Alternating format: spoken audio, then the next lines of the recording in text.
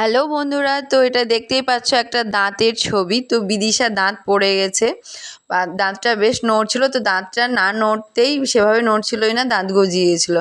তো এই সাইডেও কিছুদিন আগে একই রকমভাবে দাঁত উঠেছে, মানে তারপর একটা ওই দাঁতটা সেম এটার মতো করে বেরিয়ে গেছে দুই সাইডে একই রকমভাবে। তাই এখন তো কি করবো ভেবে পাচ্ছিলাম না। তা ওকে বলে রেখেছিলাম যদি দাঁতটা তুমি একা একা তুলতে পারো, ডক্টরের কাছে যদি না দিতে হয় তাহলে তোমাকে একটা টরেন্টো খাওয়াবো। তো সেই জন্য ওকে এখন আইসক্রিম কিনতে নিয়ে যাচ্ছি।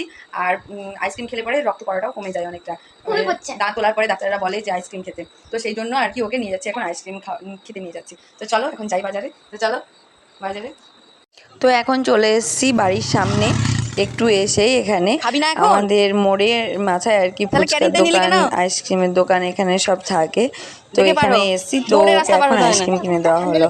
তো আইসক্রিমটা নিয়ে চলে এসছে আমার কাছে। তো আমরা এখন বিদিশা আর আমি আইসক্রিম খাচ্ছিলাম। তো